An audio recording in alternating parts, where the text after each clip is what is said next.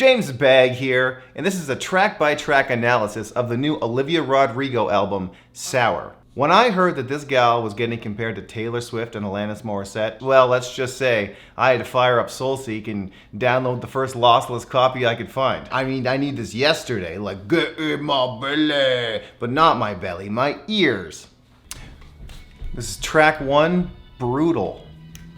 This is someone switched my FLAC file with a Moist Boys song. I'm listening to a Moist Boys song, the famous Dean Ween side project, Moist Boys. I'll edit in. I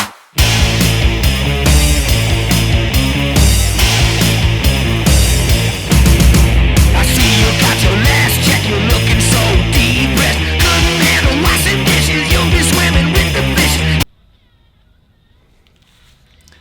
Sounds like Courtney Barnett, produced by Sex Bob-omb from the Scott Pilgrim film. The parallel park line is cute, undeniably cute. How endearing. It's ripping, it's ripping, like a Moist Boy song. This is track 2, Traitor. Falling out of love with someone and falling in love with someone else is not unethical. I think that the premise of this whole song is shaky. I guess the problem is that he decided to follow that feeling and abandon the old one. Wasn't willing to put the work in, but there is a pragmatic element to being in a relationship. Just because you fall in love with someone doesn't mean you should commit to them for the rest of your life, you know? Like, maybe it wasn't working for this guy. Maybe he didn't want to spell that out for her because it would hurt her feelings. How old is this woman? She's a teenager. You can't actually be prepared to commit to someone or have them properly commit to you when you're so immature.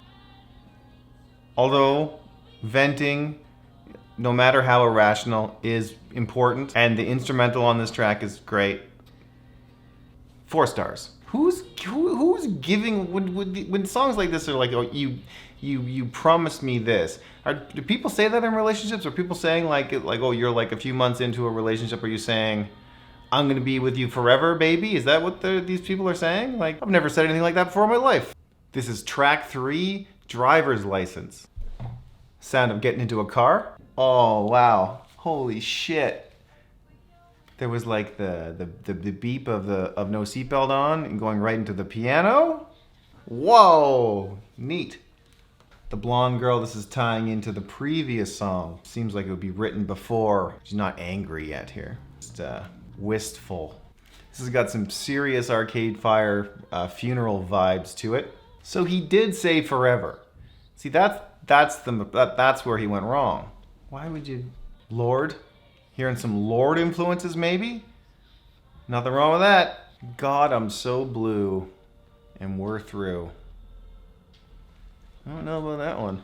This is track 4, 1 step forward, 3 steps back. All she did was speak normally, and somehow she still struck a nerve. What's normal? What's your normal, Olivia? I'm just kidding. This guy sounds like an abusive prick. What I do know about this song, this is an homage to Taylor Swift. She's sampling that New Year's song from Reputation, I think. The 1 step forward, 3 steps back. 13, Tay's favorite number. This is a proper homage. Nice work, girl. Man, imagine getting into Taylor Swift during her Reputation album. Oof. I'd leave you, but the roller coaster's all I've ever had. That's real. That's real. Nice lyric. Ouch. This is track 5, Deja Vu. I've been kind of pretending like I haven't heard this album before and this is the first time listening to it, but that's not true. I've heard this a lot, and this is my favorite song on the album. The idea is novel. I can't think of anyone else that's done something like this. I love it. The ha-ha-has. The disingenuous ha-ha-has. You know, I don't know if we can fault this guy for repeating himself. I mean, we are who we are. Like, for instance, I took my wife to a tabletop gaming store on our first date. If this didn't work out, why wouldn't I take my next partner there? I mean, it's one of my favorite places in the city. Unless the reason why our relationship didn't work out was because I took her to a tabletop gaming place on our first date. No, I'm not the problem. So this guy's big joke is to put on a woman's jacket? Maybe you shouldn't be so bummed about this, Olivia.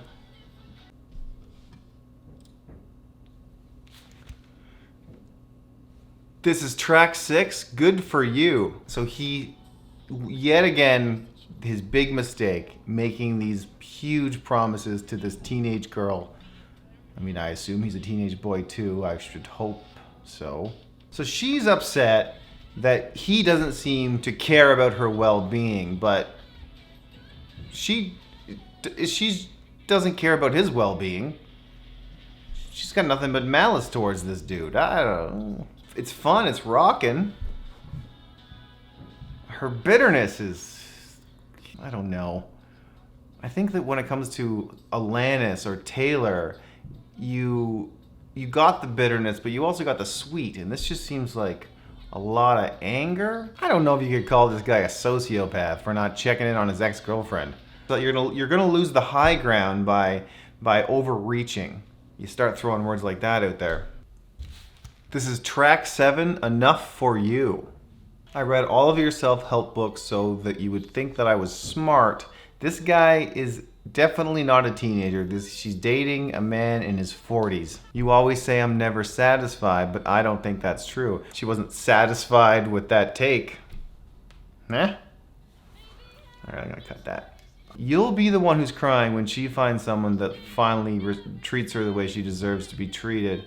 He's not thinking about you, dude. He's severed. So this is track 8, Happier. So I think that what she's doing with this song is she's trying to soften up a little bit and separate herself from the anger from the previous songs. But there's still all these little barbs in here. You know, she's like, oh, your new girlfriend looks kind. I don't think you're really getting across in this, I do wish you well. You know, there's still a lot of bitterness here, which is fine. I think that if you were going through a breakup, that this would be cathartic to listen to. But as like a well-rounded album, I mean, who knows? Why would this be catered towards me?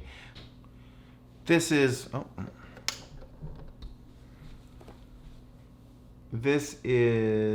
track 9, Jealousy, Jealousy. There's a Dead Milkmen song called Everyone's Got Nice Stuff But Me.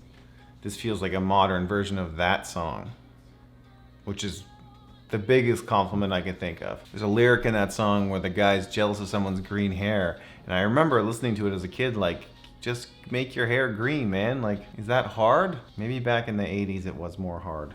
This is track 10, Favorite Crime. Is this Bon Iver?